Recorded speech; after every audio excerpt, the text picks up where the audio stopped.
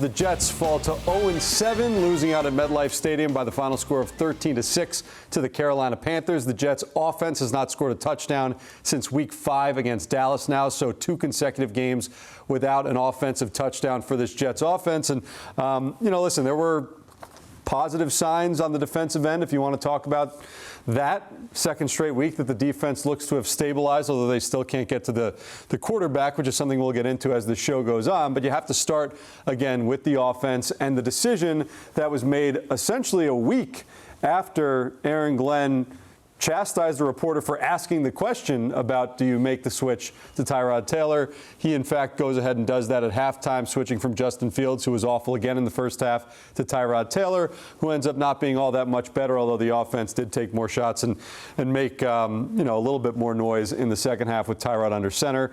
Bart, initial thoughts on the switch and what you saw? I think it was necessary. It looked like it was going to be another one of those days where Justin Fields just couldn't figure out how to produce any type of offense or give his guys a chance.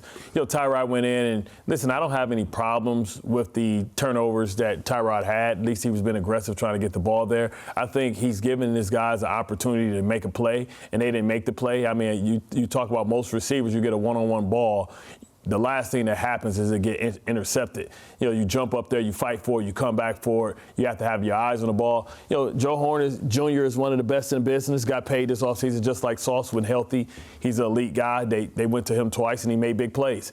But, I think maybe if Garrett Wilson's in there, then it's a little bit more balanced, and the offense moves even more fluid. So I don't know if you can go back to Justin Fields. I would just start Tyrod Taylor, see if it looks different, because at this point, 0-7, you know for a fact that Justin Fields isn't your quarterback of the future. Right. So why waste your time by having an anemic offense when his defense seems to be waking up a little bit and really getting their communication issues together?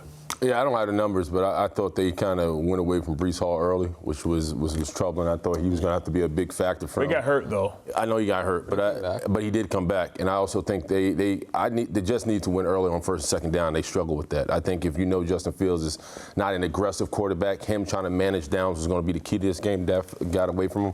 But overall, man, I'm with Bart. I think at this point, Tyrod's going to get better with more reps and more opportunities with the football in his hands. So hopefully they move forward with him.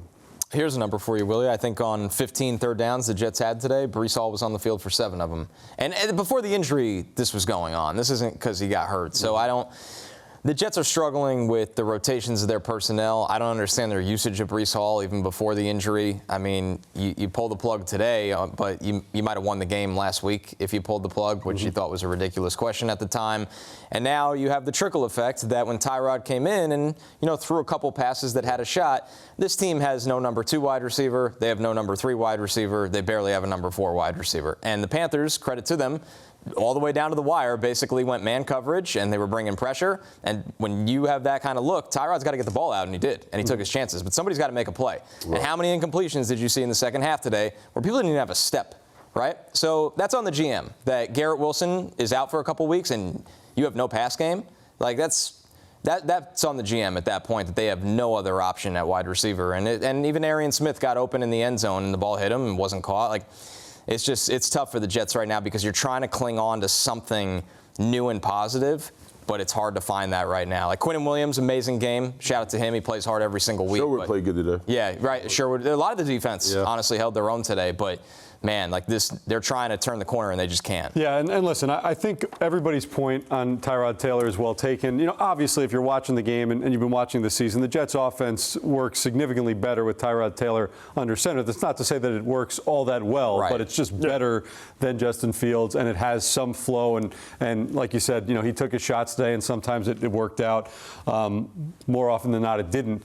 But I will say this, not to just put it all on the receivers. He did have one big moment in the third quarter after completing a great play, scrambled on third down, and found Tyler Johnson for 20 yards and a first down, where he had a wide open opportunity that he underthrew, and then it was the next play after that he threw his first interception of the game. So, I mean, we're taking a look at this right now, but a little trick play, and if he just makes that throw and puts a little air underneath it for Allen Lazard, that's a touchdown. That changes the complexion of the game, and then here's the interception.